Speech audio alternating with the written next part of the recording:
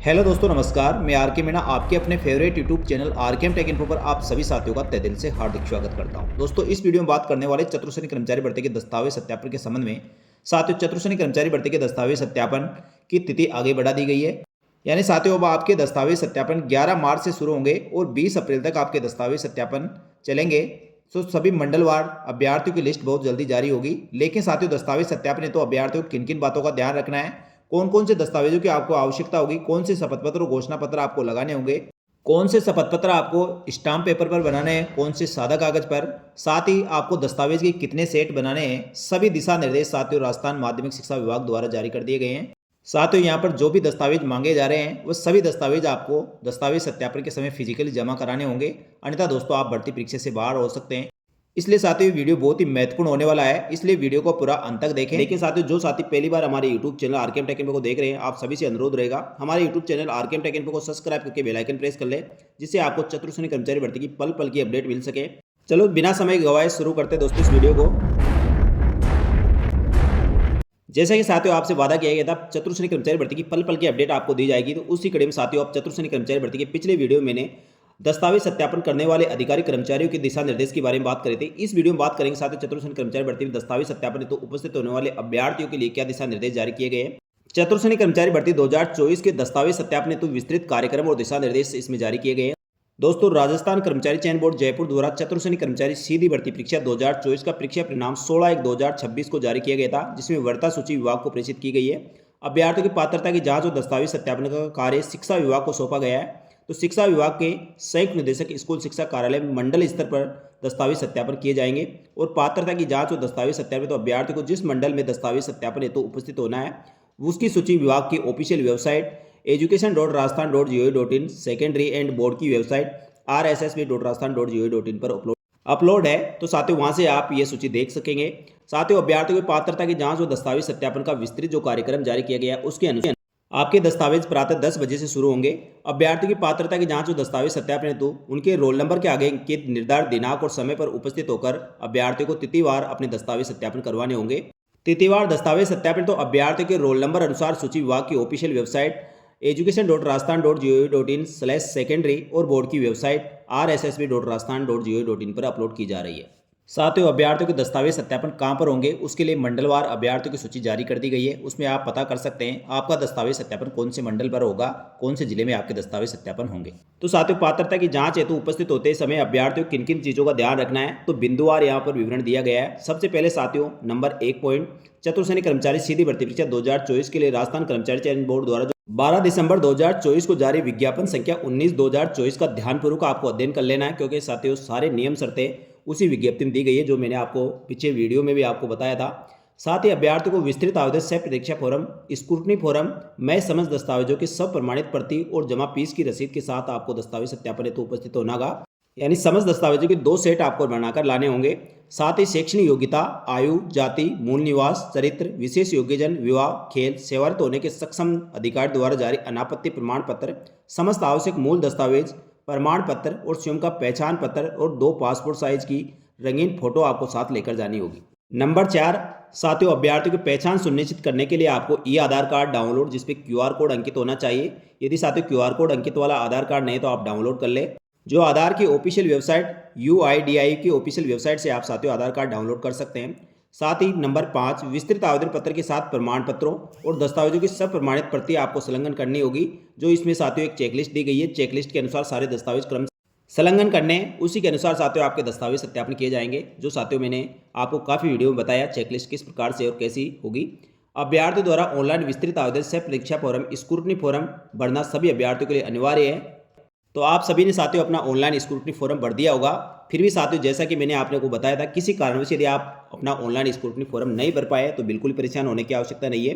जिन अभ्यर्थियों ने online scrutiny form नहीं भरा है वह राजस्थान कर्मचारी चयन बोर्ड की ऑफिशियल वेबसाइट से ऑफलाइन स्क्रूटनी फॉर्म का आपको प्रिंट आउट लेना है। उसमें समस्त प्रविष्टियाँ आपको भरनी है और 100 रुपये का पोस्ट ऑर्डर जो किसी भी भारतीय पोस्ट ऑफिस से मिल जाएगा तो वहाँ से ले सकते हैं। और 100 रुपये का पोस्ट ऑर्डर आपका सचिव राजस्थान कर्मचारी चयन बोर्ड जयपुर के नाम से साथियों बनाना होगा। ये पोस्ट ऑर्डर साथियों जिन्होंने ऑनलाइन स्क्रूटनी फॉर्म नहीं भरा है उनके लिए।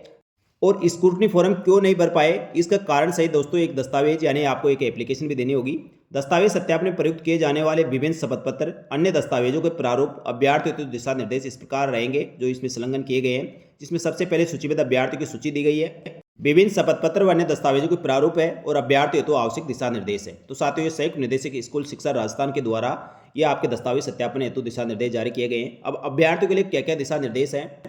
तो साथियों, कार्यालय निदेशक स्कूल शिक्षा विभाग द्वारा चतुर्श्रेणी कर्मचारी सीधी भर्ती परीक्षा 2024 में अभ्यर्थियों को विस्तृत आवेदन सह परीक्षा प्रपत्र के साथ दस्तावेज नित्य हेतु जारी आवश्यक दिशा निर्देश, यानी जो ऑनलाइन स्क्रूटनी फॉर्म भरा था उसके साथ आपको कौन कौन से दस्तावेज अब ऑफलाइन दस्तावेज सत्यापन के लिए उपलब्ध कराने होंगे। तो सबसे पहले साथियों, अपना जो ऑनलाइन स्क्रूटनी फॉर्म भरा था और फीस की रिसिप्ट आप जो 100 रुपये जमा कराई है उसका प्रिंट आउट आपने लिया होगा। 2 प्रिंट आउट कम से कम आपको चाहिए होंगे। यहाँ ऑनलाइन विस्तृत आवेदन सह परीक्षा प्रपत्र में आवश्यक कॉलमों की पूर्ति की जाकर 2 प्रतियों में आपको प्रस्तुत करना होगा, यानी 2 सेट आपको बनाने होंगे। विस्तृत आवेदन सह परीक्षा प्रपत्र में 2 प्रतियों के साथ स्वहस्ताक्षरित जो आपने दस्तावेज स्क्रूटनी फॉर्म में अपलोड किए वो सभी दस्तावेज इसके साथ संलग्न करने होंगे। साथ ही इसमें सबसे पहले शैक्षणिक योग्यता के सत्यापन हेतु समस्त अंक तालिका व प्रमाण पत्रों की प्रति आपको संलग्न करनी होगी, यानी आपके एजुकेशन के जो भी दस्तावेज है जिसमें साथियों 10वीं 12वीं ग्रेजुएशन या पोस्ट ग्रेजुएशन आपने कर रखा है तो समस्त अंक तालिकाएं उसके प्रमाण पत्र, और आपने ग्रेजुएशन या पोस्ट ग्रेजुएशन कर रखा है तो उसकी डिग्री आपको संलग्न करनी होगी। डिग्री नहीं है तो आपको प्रोविजनल सर्टिफिकेट लगाना होगा। साथियों, जन्म तिथि के सत्यापन है तो आपको सेकेंडरी की अंक तालिका या आप जन्म प्रमाण पत्र भी संलग्न कर सकते हैं। नंबर 3, मूल निवास प्रमाण पत्र की प्रति। अनुसूचित क्षेत्र टीएसपी क्षेत्र के निवासी होने की स्थिति में अनुसूचित क्षेत्र का विशेष मूल निवास प्रमाण पत्र आपको संलग्न करना होगा। नंबर 4, जाति प्रमाण पत्र जिसमें आर्थिक रूप से कमजोर वर्ग, अनुसूचित जाति, अनुसूचित जनजाति, अन्य पिछड़ा वर्ग के लिए अन्य पिछड़ा वर्ग का प्रमाण पत्र जिसमें अति पिछड़ा वर्ग के सम्मिलित जातियों का नाम हो, शहरी या आदिम जाति का सक्षम स्तर से जारी प्रमाण पत्र और विज्ञापन में उल्लेखित कार्मिक विभाग के 2 के अनुसार परिपत्र दिनांक जो 20/1/2022 को जारी किया गया था, जिसमें अनुसूचित जाति, अनुसूचित जनजाति, अन्य पिछड़ा वर्ग, अति पिछड़ा वर्ग, आर्थिक रूप से कमजोर वर्ग के अभ्यर्थियों को आरक्षण का लाभ लेने हेतु जाति प्रमाण पत्र ऑनलाइन आवेदन की अंतिम तिथि पूर्व जारी किया हुआ प्रस्तुत करना होगा। लेकिन साथियों, आवेदन की अंतिम तिथि के पश्चात यदि आपका जाति प्रमाण पत्र बनाया है तो उसके लिए आपको एक शपथ पत्र देना होगा। तो आवेदन करने की अंतिम तिथि के पश्चात भी यदि आपने जाति प्रमाण पत्र बनाया है तो आपको बिल्कुल परेशान होने की आवश्यकता नहीं है, उसके साथ शपथ पत्र लग जाएगा। नंबर 5, दस्तावेज सत्यापन के समय हस्तलिपि बोर्ड की वेबसाइट पर उपलब्ध प्रारूप के अनुसार हिंदी और अंग्रेजी भाषा में अभ्यर्थी को स्वहस्तलिपि पैराग्राफ अपलोड करें एवं उसकी मूल प्रति साथ लेकर जावे। विस्तृत आवेदन में अपलोड की जाने वाले फोटो और आवेदन में अपलोड की गई फोटो समान होनी चाहिए, इस चीज़ का अभ्यर्थी ध्यान रखे। हस्ताक्षर आवेदन में किए गए हस्ताक्षर के समान होने चाहिए।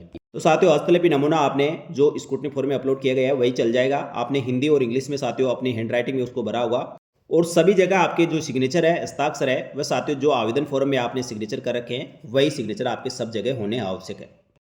अन्य प्रमाण पत्र साथियों जो आपसे लागू है वह आपको लगाने हैं। जैसे साथियों, नंबर 1, विधवा महिला के मामले में महिला के पति का मृत्यु प्रमाण पत्र की प्रति जिसमें पति का नाम स्पष्ट रूप से अंकित होना चाहिए। उक्त श्रेणी के अभ्यर्थी साक्ष्य के रूप में पति की मृत्यु का प्रमाण पत्र के साथ विवाह पंजीकरण प्रमाण पत्र अथवा पति पत्नी का कोई भी संयुक्त आईडी जैसे राशन कार्ड हुआ, आधार कार्ड हुआ, वोटर आईडी हुई प्रमाण पत्र दस्तावेज संलग्न करने होंगे जिसमें पति पत्नी का उल्लेख और इस श्रेणी का अभ्यर्थी पुनर्विवाह किए जाने या न किए जाने के संबंध में फोटोयुक्त स्वहस्ताक्षरित घोषणा पत्र आपको संलग्न करना होगा।